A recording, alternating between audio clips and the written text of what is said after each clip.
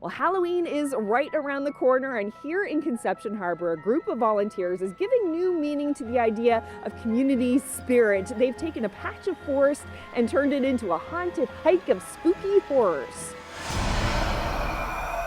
And joining me now is the organizer of the Halloween Harbour Haunt, Kristopher Orchard. So this is quite the setup here. Can you explain what this event is?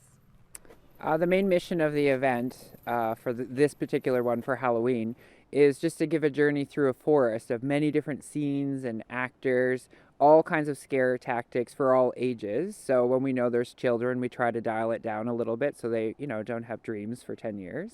And create the unexpected that you didn't see in Newfoundland.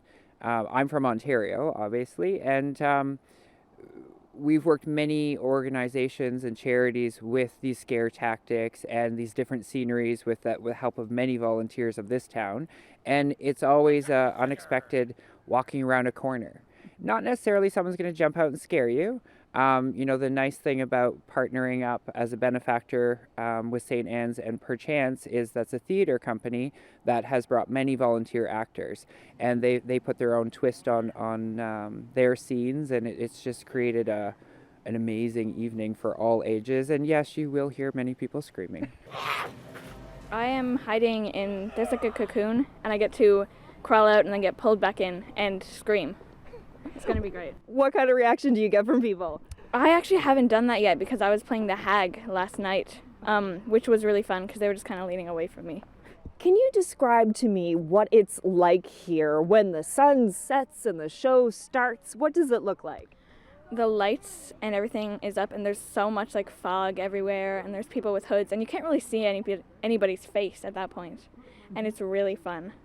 It's like so spooky. And lots of screams because there's 2 jump scares. Lots of screams. It's great.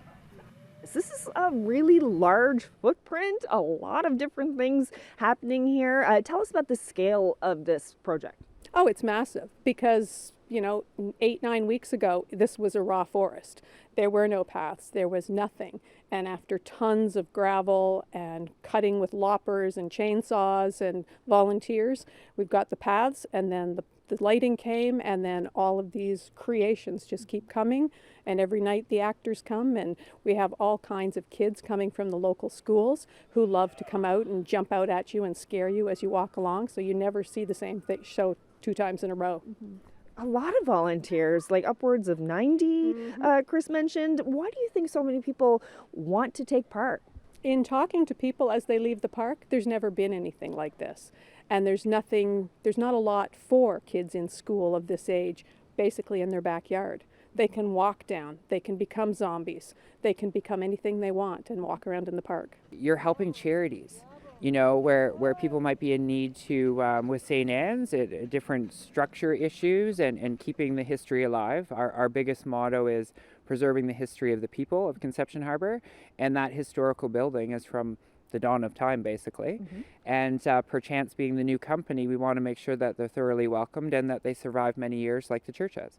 Talking about the sustainability of the church as a structure, as a building, think about like repairing the shingles, or the sidings, and then putting oil, sustaining the light, like paying for light bills and things like that. So that's where we're going to channel this money. You've seen how the place is lit up, and then it brings life to the people. It brings life to the community. So it reawakens our community. The neat thing is we have some permanent things in place in our next stage for the property, because it goes quite a ways further. So hopefully within a year or 2, we more than triple the size of the park, and it will operate in the summer, in the fall. We have a Christmas show coming up. All in all, everyone's been so supportive, and we just want everyone to be able to come out and enjoy a great night. And there's concessions. We have an amazing wood fire pizza oven that's local as well. So it's just helping other small businesses all around, and that's my main mission. People get out and do stuff, and it helps all kinds of charities, because every show we do, there'll be 5 to 7 different themed ones, and all the money goes to a directive of St. Anne's and other charities through the communities to help people.